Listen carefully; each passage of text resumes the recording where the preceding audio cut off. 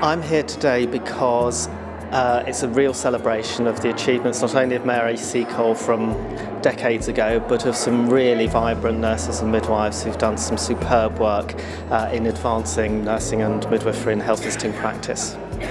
I'm here today as part of the Mary Seacole steering group, but to take part in what I think is a great celebration, honouring Mary Seacole, congratulating the awardees who have just come through, and we're going to be announcing new awardees for the coming year.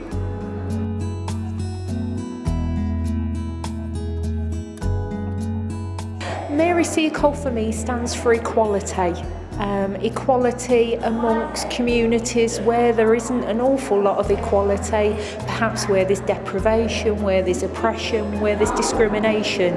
I see her as a very brave woman who ventured out there onto the front line. Mary Seacole to me is somebody who was very inspirational, who achieved things that I don't even think we as women could do today, really. She travelled across the globe independently, and I've never been much further than Paris, really, and that's always been with other people. So she inspires me to move forward with my life, I guess. To me, Mary Seacole has had a major influence for me professionally. What I love about Mary Seacole is her determination and her resourcefulness.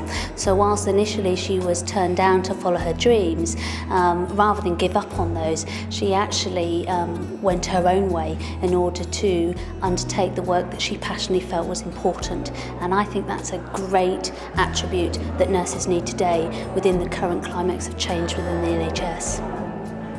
Mary Seacole means to me a historical legacy of nursing and midwifery. I think she's somebody who championed diversity, who wasn't afraid to go out of her way, and I think that she also emanates what many nurses are seeking to do today. Mary Seacole was a really important woman who made a big difference to the health of people in this country.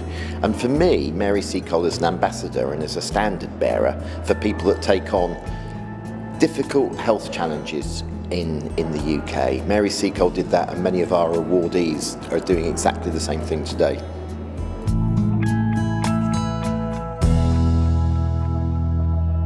I think that Mary Seacole can do a lot for nursing in the 21st century because she was an example of how you could overcome such adversity.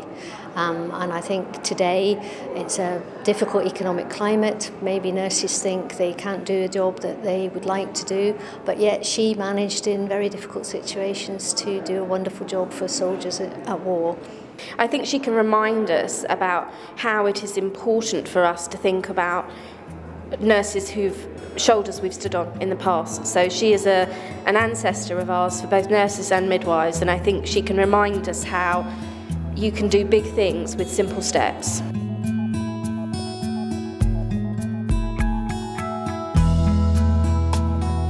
The Leadership and Development Awards can bring to the nursing profession a whole range of things, not only because of the findings that the scholars go through, that they achieve and that they bring to change practice, but the changes in themselves as well, and the message that spreads about the fact that we really can achieve against the odds. The Mary Seacole Leadership Awards have enabled nurses to undertake study into really difficult areas of nursing practice, into those bits of nursing practice that haven't been properly explored in the past, and can really develop their skills and promote those skills to other nurses, so they have an impact not just on those individuals but on the profession as a whole.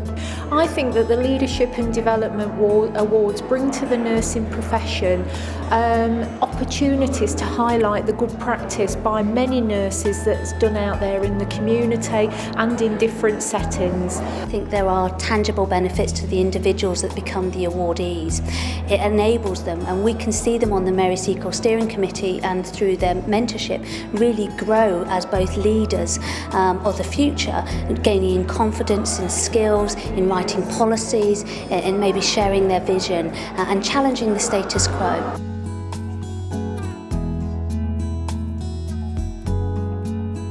I think that the Mary Seacole awardees are already starting to make sure that the memory of Mary Seacole will never go away, and that they themselves are starting to undertake work that's really important and really changes the direction of healthcare.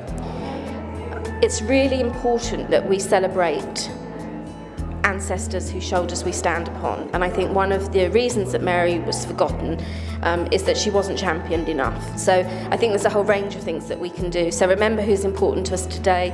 Remember that nurses and midwives make up the majority of the profession, and it's important that they're seen on a par with other healthcare professionals. And it's also important that we take a pause and we remember to celebrate the achievements of our profession, no matter how big or how small, but we actually take stock and remind ourselves of how far we've come.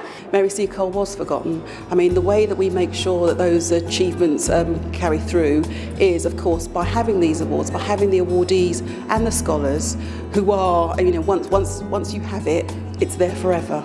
And I mean, and they carry with them the responsibility of, you know, telling that story and encouraging others. They are the role models, they are the ambassadors for Mary Seacole.